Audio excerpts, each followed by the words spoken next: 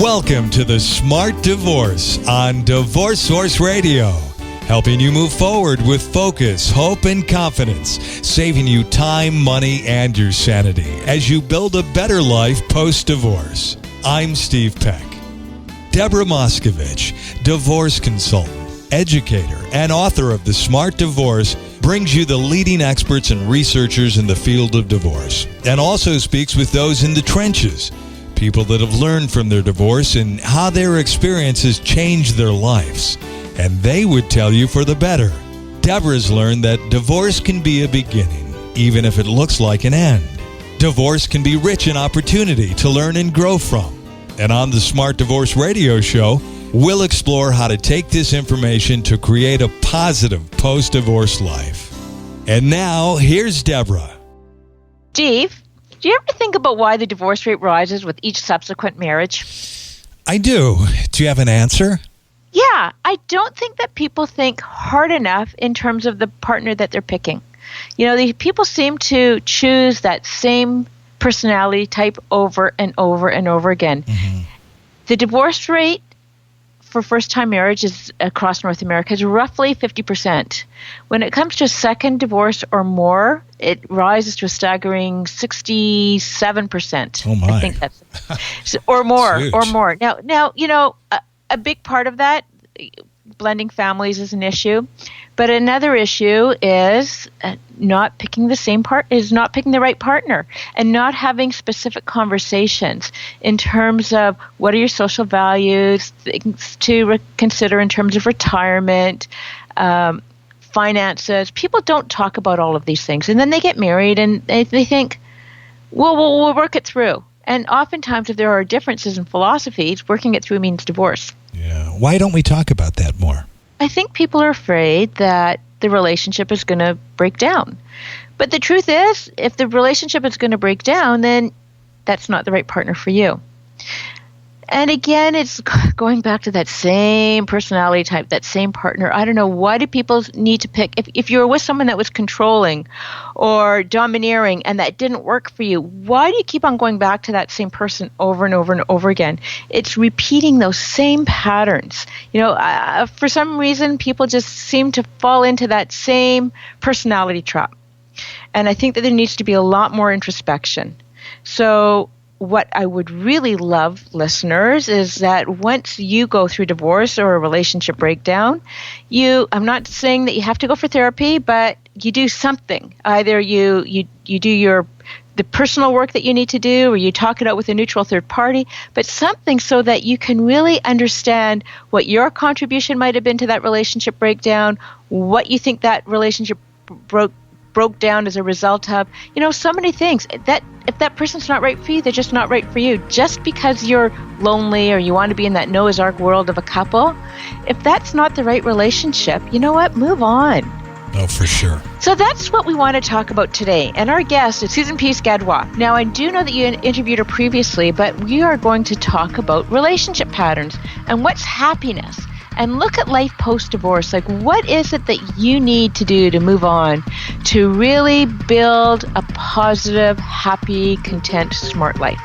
Sounds good. And what a deep question. What is happiness? What is it?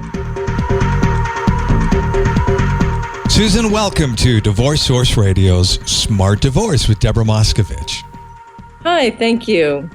Susan, it's such a pleasure to have you on. I've been reading your articles in the Huffington Post and what you're doing with your Dream Divorce team. But today I really want to talk about happiness and what that means and what people need to do for happy relationships and great relationships and why they fall into the same relationship traps. And we would like to help them today to fall out of those relationship traps. So let's start with the question of, what is happiness? Deep question. Well, I think that happiness is not something that people attain by getting the big house or getting the ring on their finger or the particular job. I think it's actually a byproduct of living in integrity and living what we would think of as the right way. So, for example, giving back to others and you know, it's really something that you get as a way of living the right way, not as I've nailed down all the possessions I can gather. That's true. You can go out and have that fabulous cruise and buy that piece of bling or a great dress, but at the end of the day, you get your Visa bill, and all of a sudden, that high is very low. Yes, it's very short-lived. Yeah. Yeah. Okay, so that's helpful. So how do you think people need to reframe their thinking then to look at, it's not about things, but it's almost like looking at the inner, what would you say, your inner life, or Yeah. I'm not sure how you'd phrase it. Well, it's such an important and huge question that you're asking in terms of one of the things that I've seen happen is people think that if I get into or out of this marriage, I will be happy, only to find that that isn't where the happiness was. And I do think that in the Western culture, we're trained basically to believe that it's around the corner and it's outside of ourselves. So the unfortunate part is it's not, and so those things the actions we take aren't going to get us the happiness. So I heard it said once, happiness is an inside job, and I really like that because it's really about getting to know ourselves better. I have seen this happen time and time again in working with couples and individuals where when they begin to be more accepting and loving of themselves, it's amazing and miraculous. Their relationships change and become better because we do tend to treat other people the way we treat ourselves. So if we're not happy inside, we're not going to be happy in the relationship. You know what? That's an excellent point because, when you think about it, you have to be happy with yourself before you can get into really healthy relationships. I remember at the very beginning of my divorce, I was probably, because I was sad and experiencing all these emotions, I don't necessarily think that I was bringing in the healthiest people into my life for me. Mm-hmm. They were great people, but once I started to heal and feel better about myself, I don't know what it was. It's like I was projecting a different kind of aura. And I was all of a sudden connecting with really fabulous people. So the better I felt about myself, mm-hmm. the better quality or like I was connecting with people that really made a difference in my life. It's uncanny how that happens, but it is true. So what I want to say to listeners then is, if you are feeling low and you think, is this all there is? No, it's not all there is. There's really light at the end of the tunnel. And I know that sounds so cliche, but mm-hmm. It's the truth. It's the truth. You just have to get through it to see what's there. I think one of the best parts of my job in working with people from beginning stages of divorce through post-divorce is that I actually do get to witness them come to that place of happiness and fulfillment that they maybe weren't getting in the marriage. And I do think that when people are going through divorce, they tend to fear that their life is always going to be challenging and hard and awful and lonely and all those kind of negative things, only to find out that once they do get through to the other side, it starts to, the sun shines again, and they can actually do more than they thought they could, and the world gets bigger again. It's just that we're all so impatient, we want it all now. I want to feel better now, please. Exactly.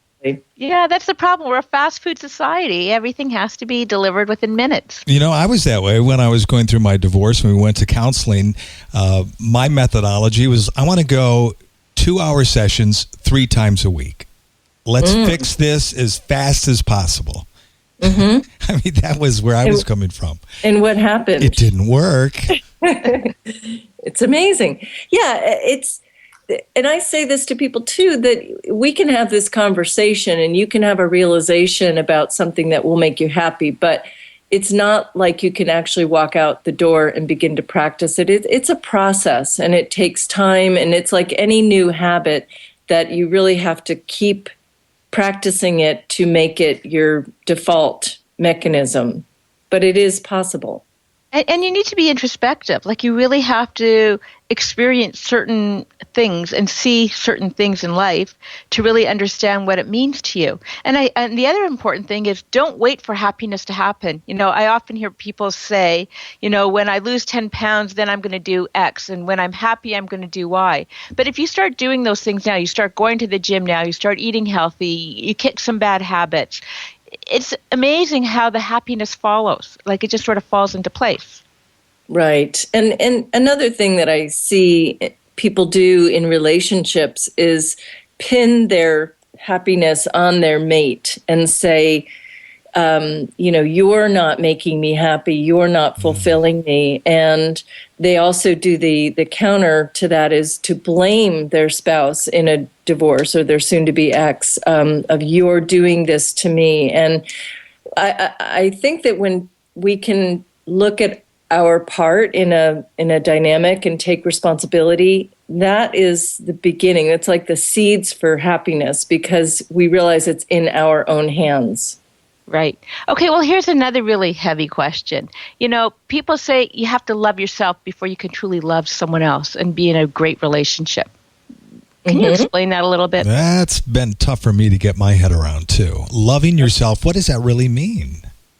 Well, as human beings, and these are very heavy, good questions. As human beings, we have everything it is to be human. So we have positive and negative qualities. And what we want to identify with, unless we're psychopathic, is the good qualities. And we want people to like us, and we want to be good in the world. And the reality is we all have negative. We all have evil thoughts. We all have just things that we'd rather not. And the key to liking yourself and loving yourself is actually embracing all those parts of you, positive and negative. And what I talk about really is it's basically coming into balance with yourself when you know that you can be generous, but you also can be greedy, and accept that about yourself. You're a more balanced person. I like that. I think that's true. I think that you do need to find some way to balance out your life. Mm-hmm. I want to check in with Steve on that. Yeah. Well, I was just going to say, we did a show on meaning versus reality, and how when we go through these situations, a lot of time it's the false meaning that we attach to it. It's not the reality. Right. And we think that people aren't going to like us if something shows up, when in fact, and I'll give an example, because I had a conversation yesterday with someone that felt like she had to be nice. And what she said was, she realized when there are other people who are too nice, she doesn't like them. She's suspicious of them. When there are people who are nice, but they also, say what they want and sort of have a confidence, she likes them. So it's ironic. Yeah. It's like you're finding your authentic self. Just being exactly true right. to yourself. But you know what else I've learned, and this is going through the dating phase, or just, with other people, and you think you have a connection with someone, or you like someone and they don't like you back, and then you feel bad about it. But, the truth is, it's not always about you, but it could be about the other person. And it took me a long time to learn that. Maybe there was something in my lifestyle that didn't work with their lifestyle. Like maybe, I wasn't the athlete skier that they were looking for, the athlete tennis player, or, whatever, who knows what it is. But it's not necessarily about you. It's a lot of times it's about the other person. Yeah, I have a saying around that it's not what happens to you that matters. It's what you tell yourself about what happens to you. So in that example, Deborah, someone doesn't call you back. If you're getting on yourself about, they don't like me, I'm not likable, I did this, I said that wrong, that's an indication that you don't love yourself. But if you say, well, maybe they're busy, then it's an example of how you're not taking it personally and you're not denigrating yourself. Well, if you are acting insecure, could that mean you don't love yourself? It does, absolutely. Now, I say that, again, we're human, and there are going to be situations in which we are more insecure than others. But if you're constantly insecure and you're trying to get people to like you, then I do believe it's an indication that you do not like yourself. Again, you're looking for that external validation. Yeah, because when you're really acting secure, you don't really care about all that other stuff. Right, and you don't want to be so secure that you don't care at all. Anything in an extreme is not good. Okay. No, Right? but you never really know what's going on in someone's head, and it doesn't even have to be related to relationships. I remember going back, several months ago, and just getting into like this knockdown argument with one of my children, and I was just so frustrated, and they said, "Mommy, like, how come you're so mad?" And then I said. And I sort of stepped back and said, you know what? I'm really, really, really sorry. I just like crashed my whole computer today, and I just had to I've lost some really important files. So it was like, I was just having like the most horrendous day, so upset, so frustrated, and I just took it out on my kids, which was like the worst thing. And so you never really know what's going on in someone else's life. Right. That's very true. And again, we're human, and those things do happen. But when we have more insight into who we are and acceptance, for example, I don't know that you did this, but let's just say you said, I can't get mad at that. That's just not okay for me to be mad. Well, the anger doesn't go away, and it actually festers and then blows up later on. So if you, on the other hand, had said, well, I'm really mad, it doesn't need to blow up. That's a real good point, because how many relationships have this anger underneath the surface festering all the time? And it has to blow up, right? Yeah. They've done studies that show that actually it's the couples who don't fight that have a higher chance of divorce. That's what I heard. And so, you see, that just goes to show how important communication really is. And owning that you have those feelings. There's nothing wrong with it. That's right. Yeah. So it's just having it and saying, this is how I feel, and not having to apologize for how you feel, and expressing it in a healthy way. Right. You don't always have to agree with your partner. Like, you could have differing opinions on something. It's just in the way you express it. And I think that's a lesson that people have to learn, is how to express differences without hurting someone's feelings, and, doing it in a very nice way. Well, and in a way that they can hear it. Because, again, if it's too nice, then people are suspicious. Right? True. So now that we talked about loving yourself and what you need to do and finding your authentic self, you know the saying, I love you, but I'm not in love with you? It's a classic. It's a classic. What do you say to that one? Well, I think that points to what people's, especially when they're using that as a way to break up with someone. I've come across a lot of different thoughts on that from people, and it's basically what your expectation of what marriage is supposed to do for you. So in one couple that I'm working with, the woman is fine to not have that much communication with her husband and not be best friends and not have a physical relationship, whereas the husband very much feels like his wife should be his best friend and they should have a closer relationship. So there's a tension there. There's a difference in expectation. And so the person who thinks that I'm not, that this person's not my best friend is the person who's likely to say, I'm not in love with you. And that's their reason for leaving. But if you don't have that expectation, it doesn't matter if you're in love, as long as you love the person. Do you think that people really understand, like especially when you're really young, you get these couples getting together in their early 20s, making the commitment to spend the rest of their lives together. Do you think they really understand what love is? Does anyone really understand what love is? I mean, those are great. You guys are going way deep today. But I think it actually, sorry. I think it gets back to how well do you know and love and accept yourself? And then, that will help you have a different definition of love. So if, again, I'm looking for outside acceptance, or I'm getting married because I'm supposed to, that's not really what it's all about. Or I should say it's probably not going to last. Doesn't have a good prognosis. No, absolutely. I guess in those or those relationships that do last, but you know that they're not really happy, it's the good enough marriage. Right. You know, I spoke with a sociologist, Paul Amato, on that, you know, and how marriage and relationships have evolved and changed over the last 50 years. And it's quite interesting, you know, what people were looking for way back when, you know, say 50 years ago, and what they were looking for today. You know, I think people today want someone to complete them, whatever that means.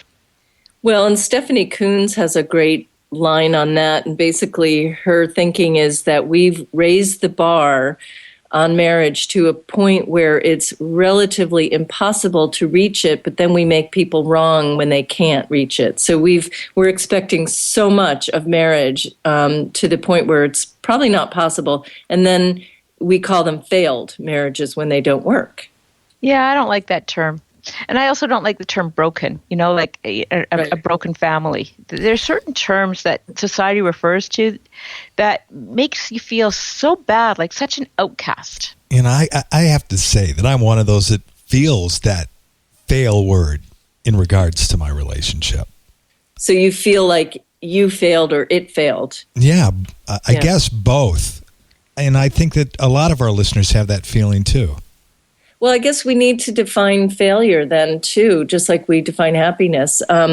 So, you know, if failure equals the marriage didn't last, then yeah, that is failure. But if you define failure as not learning the lesson that you needed to, not healing the wound that you needed to, that's a whole different thing. Mm-hmm. So then it doesn't matter what the outcome of the relationship is. I mean, really, Deborah Ford writes a book, The Spiritual Divorce, that talks about how we can actually learn and grow from relationships ending.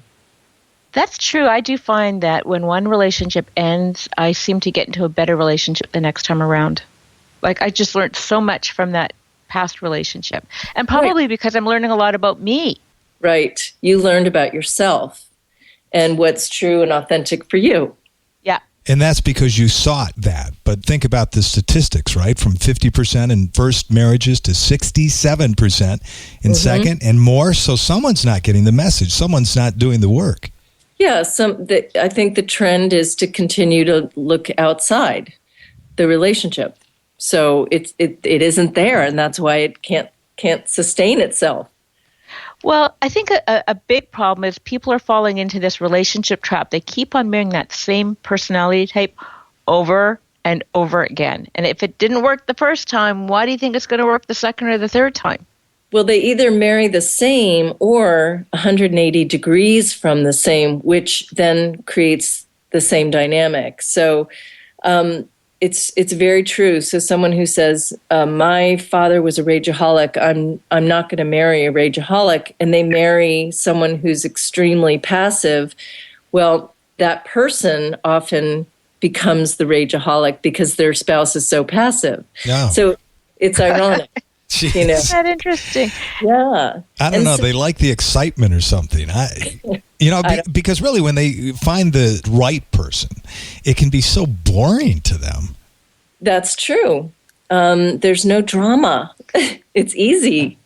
Isn't that kind of nice, not having drama? I don't know.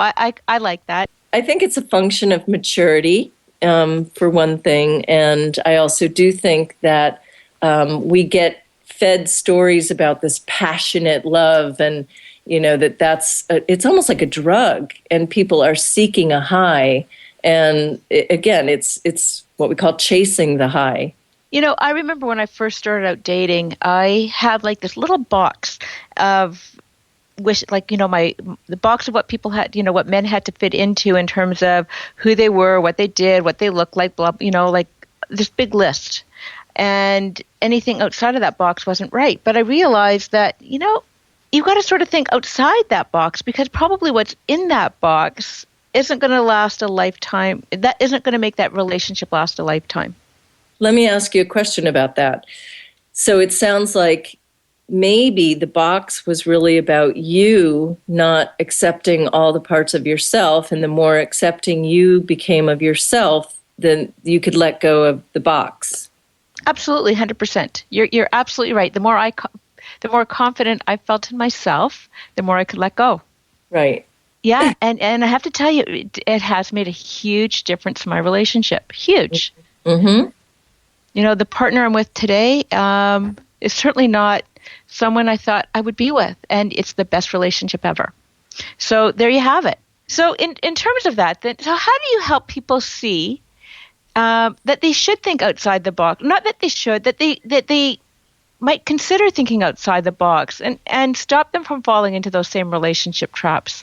You know, there's people that I talk to that have been married more than once, and it seems to be that they're marrying that same controlling type person or passive, whatever that personality type is. They keep on being attracted to that person.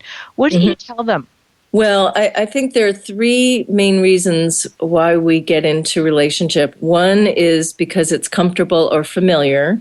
Two is because we are trying to find balance. So a spender and a saver often hook up, or an emotional and an intellectual will hook up. And the third is to heal old wounds. And those are not bad things or bad reasons. They're all good. It's just that if we're not conscious, meaning we're not aware of who we are, what we're bringing, how we are out of balance, then we're going to find another person that is out of balance. I do triangles. I like this image of an isosceles triangle that can't be balanced on its own. It needs another half, the bottom half of the, to make the square, to make it be balanced. Whereas an equilateral triangle can merge with someone and then come apart, but either way, they're balanced. They don't need the other person. And what the thing to look at too is the equilateral and the isosceles triangle would never hook up. They have no way to bond, right? Does that make sense? Yeah, interesting. Steve, what do you think? Triangles. Wow.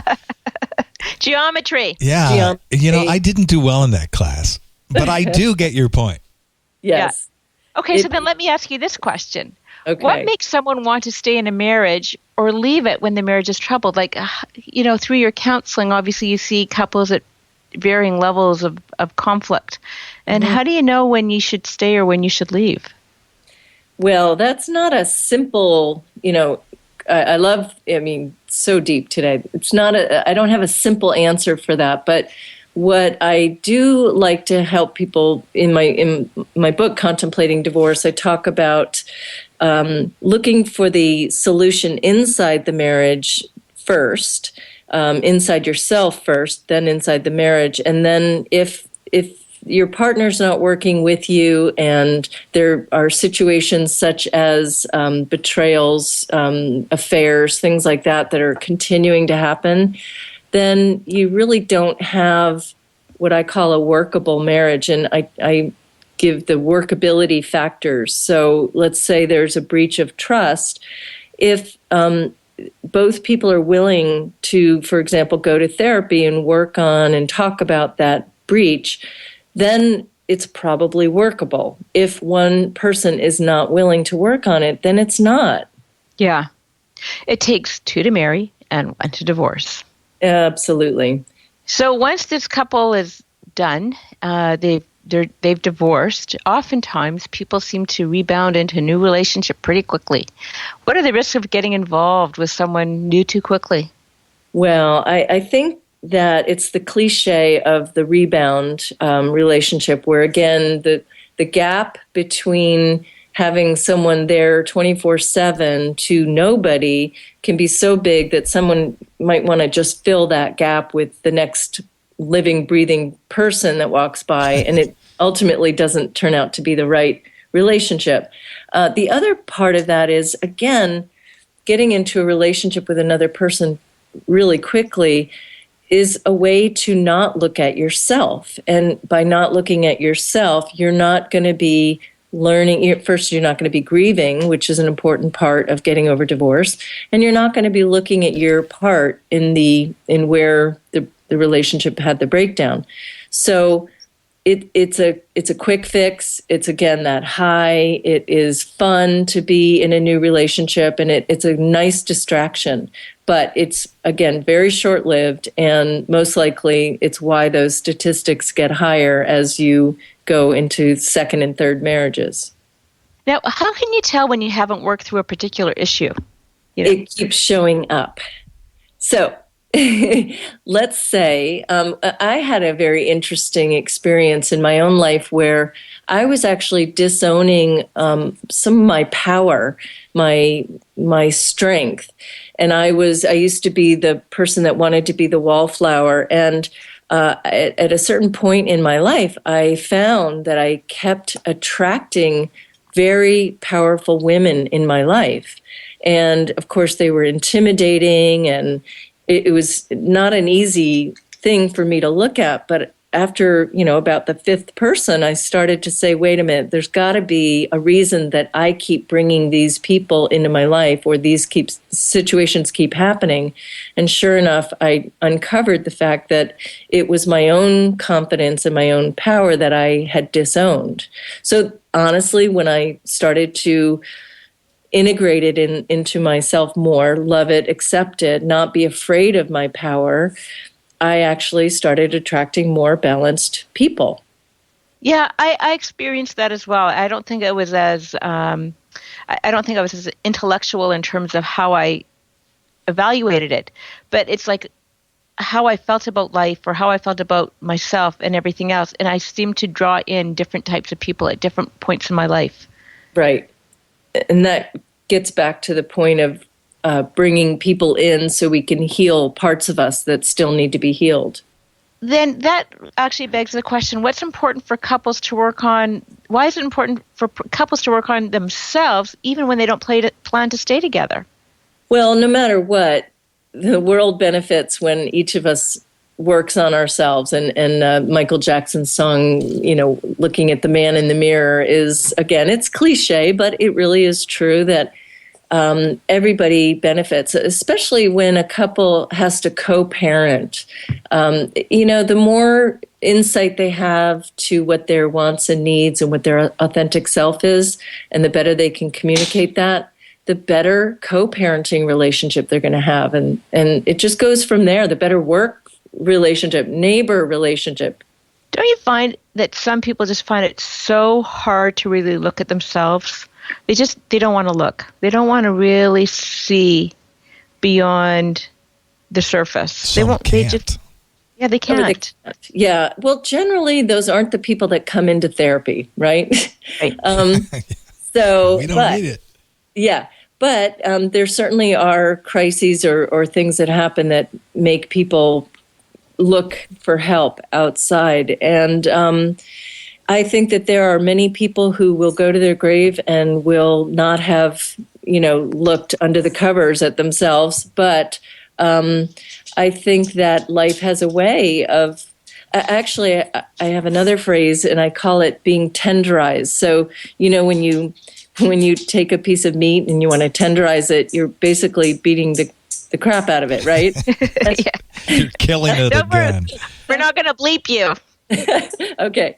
But that's what happens, I think, with life, is that we get these situations that make us look at ourselves. Or we always have the choice, but they call us to look at ourselves. Let's put it that way. And if we don't, I believe the universe cranks up the volume. So we'll have to look at it the next time. And it goes from there, I think. Except what about if you're in a relationship, like you are an individual that's really introspective and you're with someone who really doesn't want to look at themselves? Someone who, if there is any kind of disconnect in the relationship, any kind of disharmony, you want to go for counseling and your partner won't go, absolutely refuses. What do you do? Well, first of all, I want to say that I may be wrong, but I'm a betting woman on this, that's a relationship that when they first got together, neither person wanted to look at themselves, or they had an unspoken agreement that was okay. And they were both isosceles triangles, and one of the people in the relationship became an equilateral triangle. And I know you hate geometry, Steve, but it's a case where if the other person doesn't ultimately become an equilateral triangle and look at themselves, the relationship probably isn't going to last, and maybe it shouldn't. And again, it's not a failed relationship because somebody grew, and I don't see that as a failure. I think anytime we can help enlighten ourselves and other people, the world is a better place. Absolutely. And I think that the fact that you guys are doing shows like this is really wonderful. Well, I think it goes to show that, like, I truly believe, and I say this all the time, divorce is rich in opportunity to learn and grow from. Mm-hmm. And it's true, I guess. Those are the listeners that are tuning in week after week or day after day, downloading the different podcasts and, reading what you have to say, Susan, or listening to what I have to say, or reading my books, because they want to know how they can grow, and how they can heal and how they can move on. And it's that information and it's how you use that information. Mm-hmm, exactly. I do want to say, I think it's ironic. I started doing this work in the year 2000, and there was virtually nothing out there for people who wanted and needed emotional and mental support through a divorce. So I love the fact that there are more. I mean, there's some of these programs on TV, divorce rehab and things like that I'm not sure how much people are learning in a good way from that, but certainly programs and the missions that we all have, I think, are hopefully going to help people. Any parting thoughts for our listeners? Well, just again, the goal is to become an equilateral triangle, and to really look at your part in the relationship, whether it's a relationship that's in trouble and possibly can endure, or whether it's one that's ending and you're moving into the next phase of your life. You're the common denominator in all your relationships. And so just to really, I encourage people to do more inner work. Susan, can you briefly tell us about your book and a website where our listeners can get a hold of you?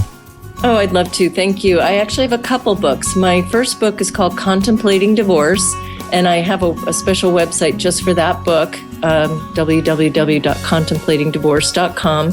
And then I also wrote a book last year called Stronger Day by Day, and it's in line with what we're talking about in the sense that it's sort of a meditation, inspirational book for people to look at their part, and talks about things like anger and hating your spouse, but also forgiveness and recovery and challenges and gifts and all that. So people can find that at changingmarriage.com.